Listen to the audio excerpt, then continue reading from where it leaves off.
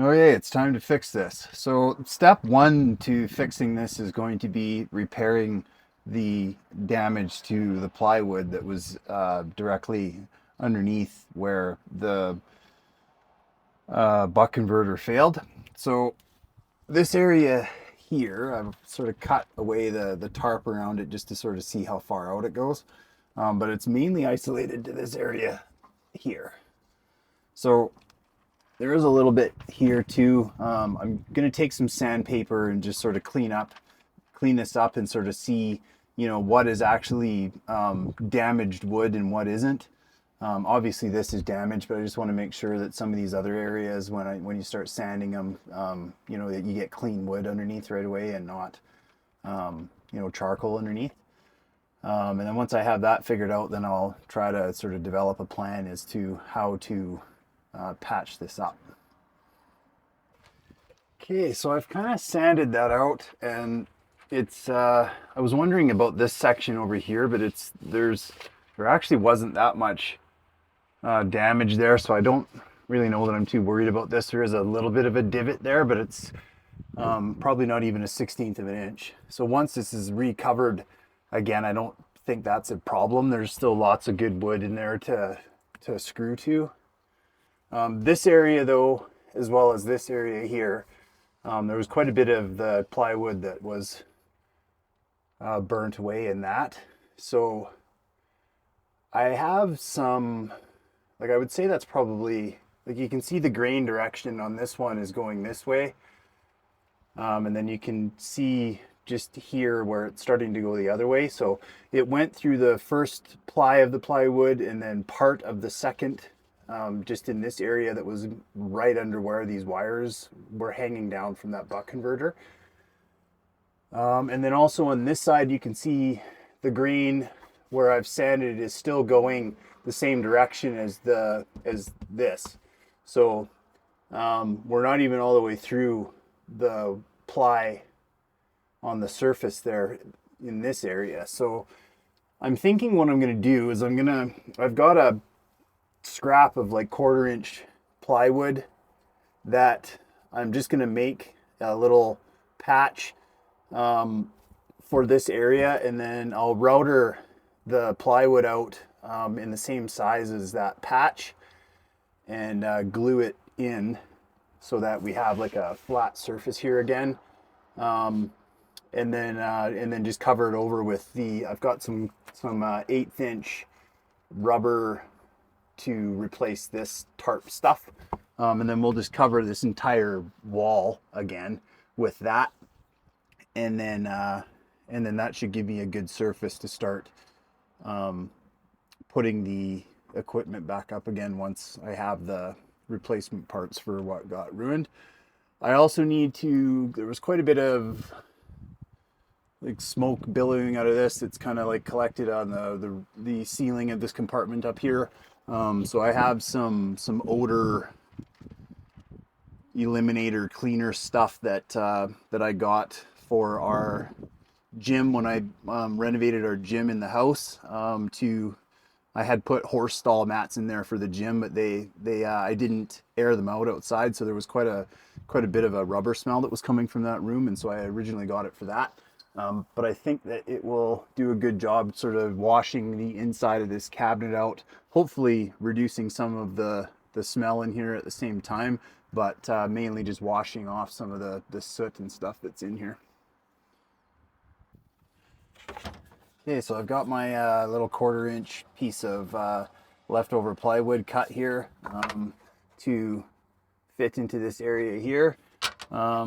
This is basically the world's cheapest oscillating tool, but I do have like a little router bit on the end of it here that my plan is that even if I can just kind of trace out the outline of this, and then I'll come back with my other router, which is quite massive compared to this, to sort of clean up the part that's in the middle. And that's I've got the blade set so that this should, when it's all done, go in and it'll actually be a little bit higher than the surface, and then I'll just come back in with my belt sander and smooth it all out so that it's flat again. Okay, so that actually went fairly well.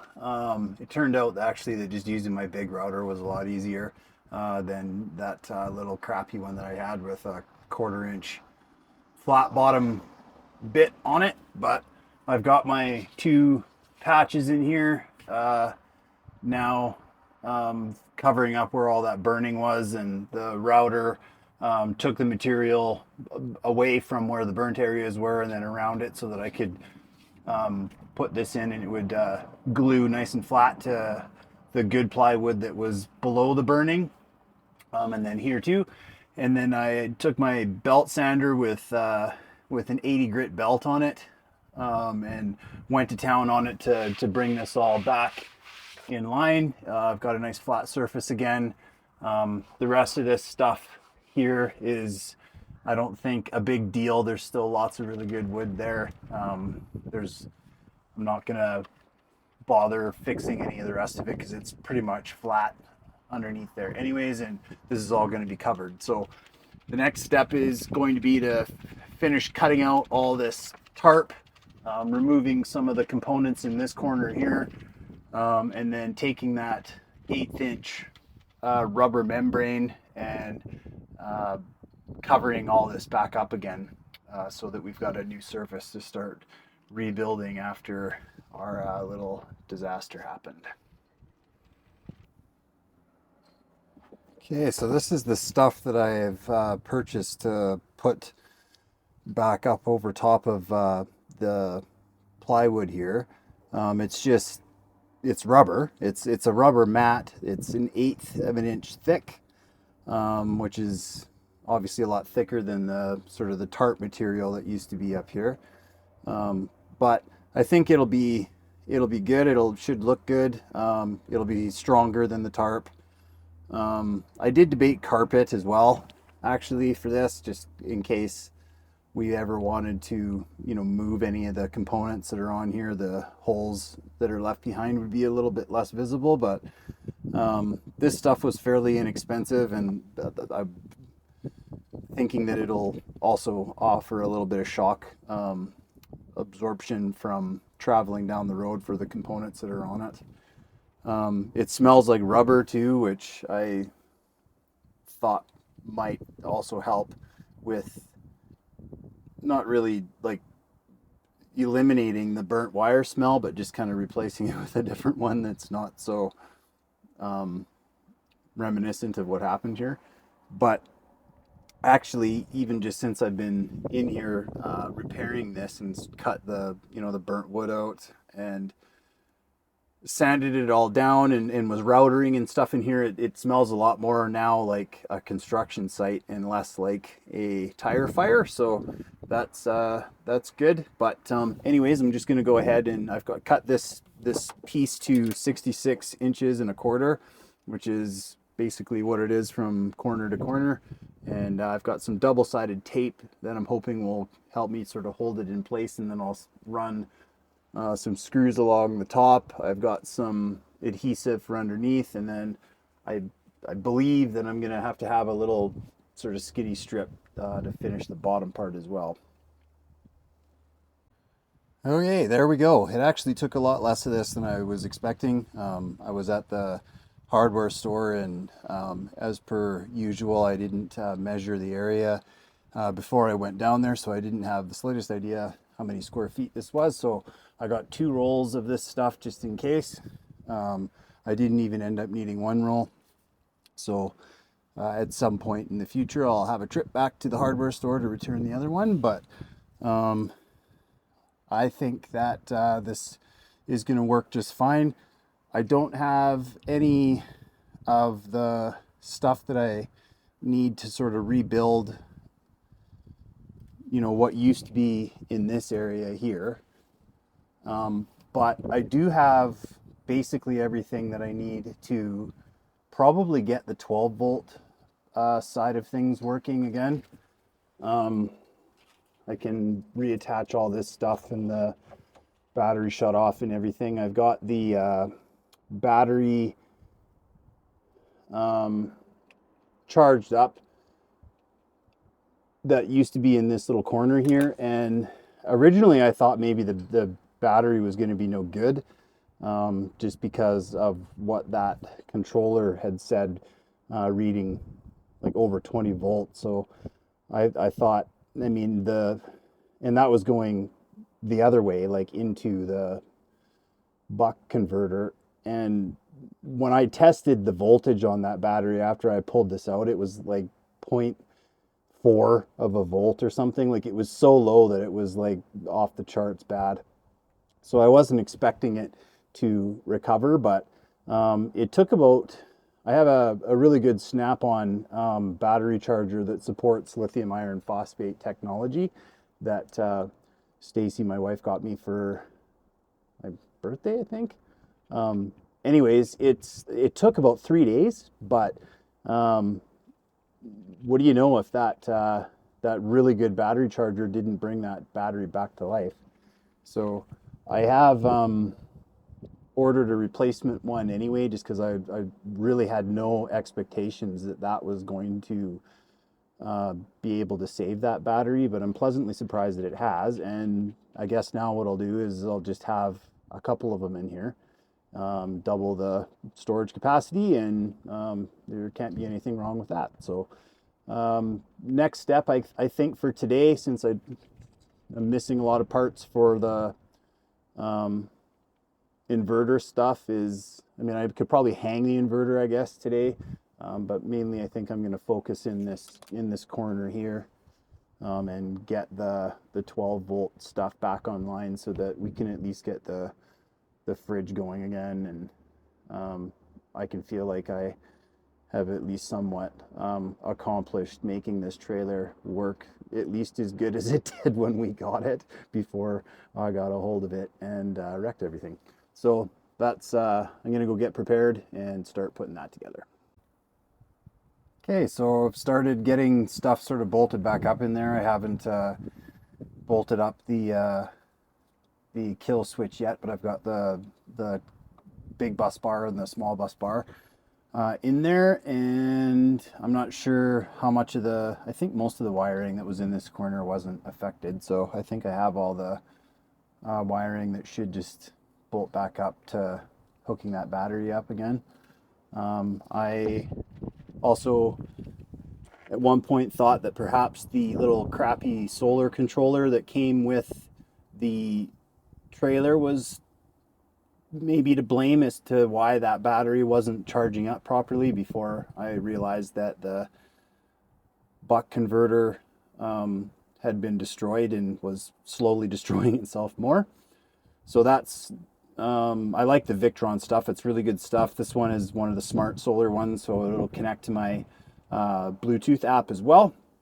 And then I can keep track of how the little system is keeping up in relation to into the big system, and when one needs to help, when the big system needs to help the little system.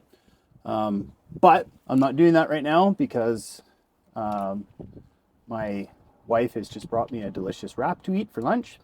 So that is my job for now. All right, so I've got the little mini Victron solar controller in here. It's capable of doing up to 10 amps. This little solar panel that's on the roof of the trailer is never going to put out 10 amps. We could add some solar panels to this still, though, if we series connected them to the first one, because it will do up to 75 volts.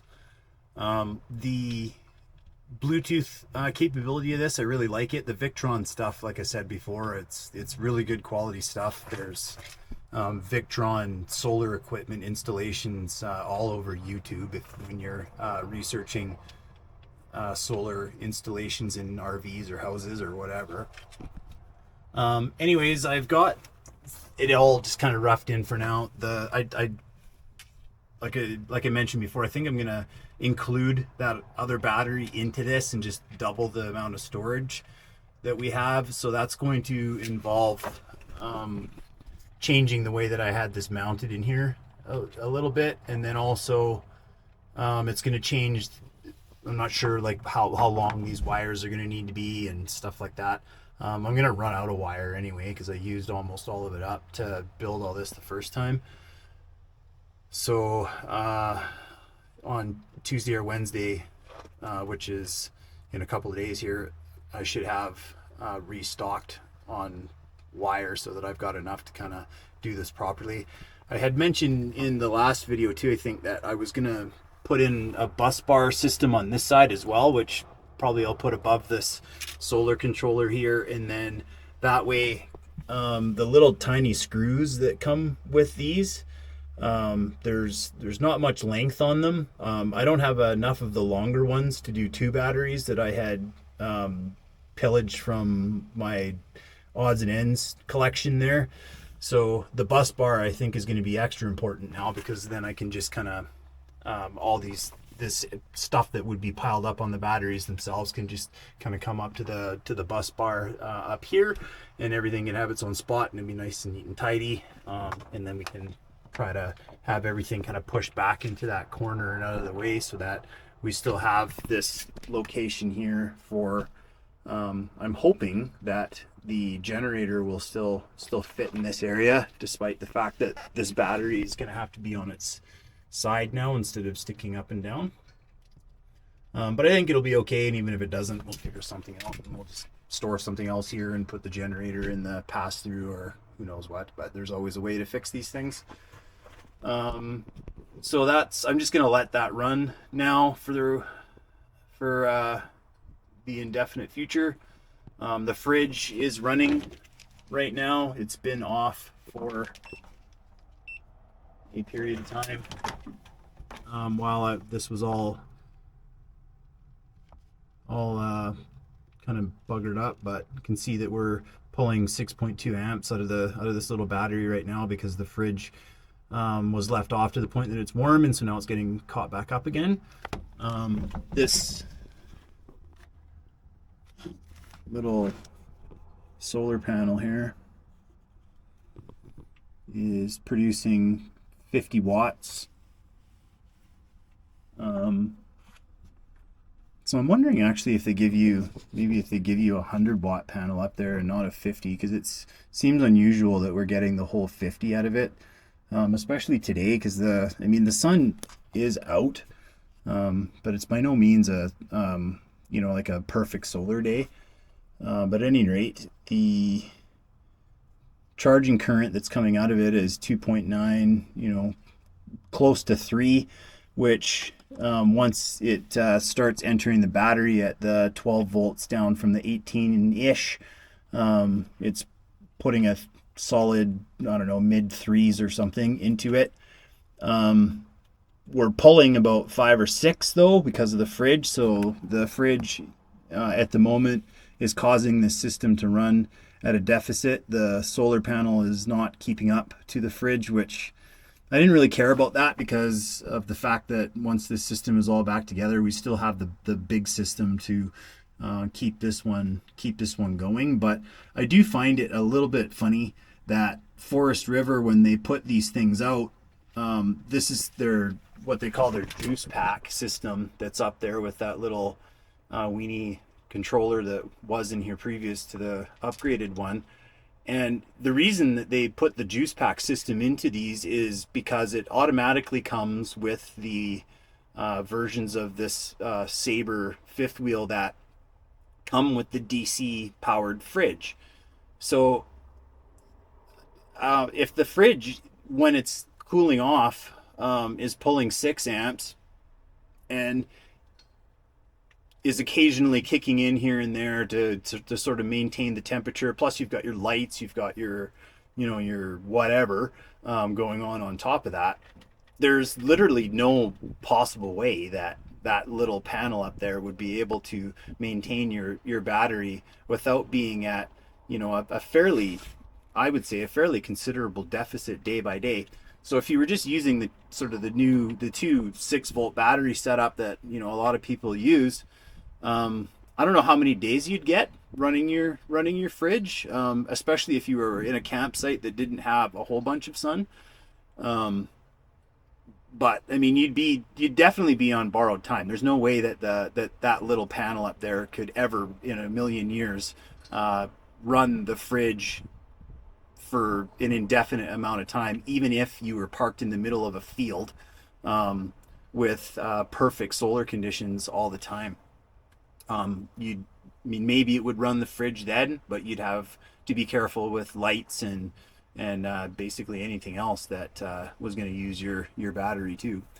So that's, I mean, it's not done over there. It needs to be cleaned up and it's sort of finished off. But it is done enough, anyways, for now, because I'm going to start concentrating over here to start. I think I'm not really sure. I mean, I'll get that inverter hung, I think, and then we'll see how much wire I have that's still usable to maybe start piecing together. Oh, my voltmeter is turning off by itself. And see how much wire I've got to start piecing this together, you know, somewhat as far as I can go.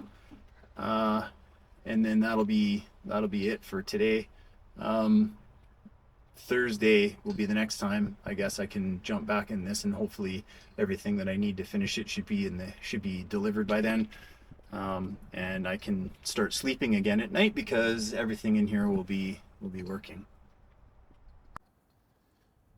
Okay, so I've just been plugging away here. It's I didn't spend a whole bunch of time like stopping after each step, just because I've already done that in the first couple of videos that were regarding all this, and nothing about the way that this is going back in here is going to change.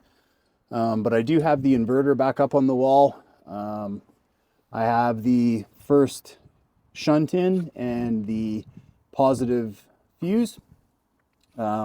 The other shunt, the Victron one, will end up here. The first one was damaged, so even though it appeared to be working, I decided to get rid of it anyway.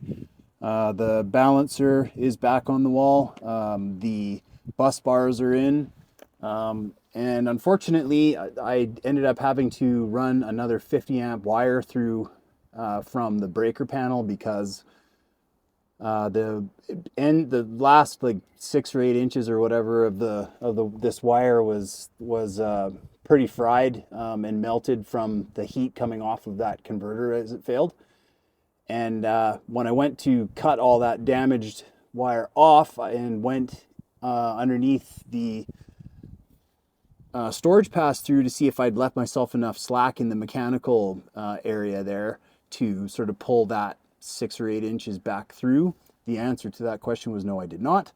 So I had to disassemble everything at the breaker panel end of this wire, take it all apart, run a new one. Fortunately, I had enough to do that, and hook it back into the breaker panel, which is done now, and bring it through the wall. So I've left myself lots of slack this time, because one of the goodies that I've got coming in is a transfer switch.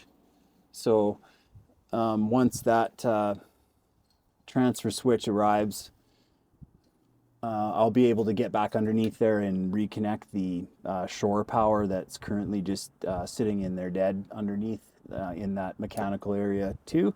So I can put that shore power back into the transfer switch, so that if we want to, we can plug the 50 amp connection that's on the back of the trailer into a utility pole, and it will switch over to that and bypass all this stuff. And now I've got lots of wire in there left as slack to do that.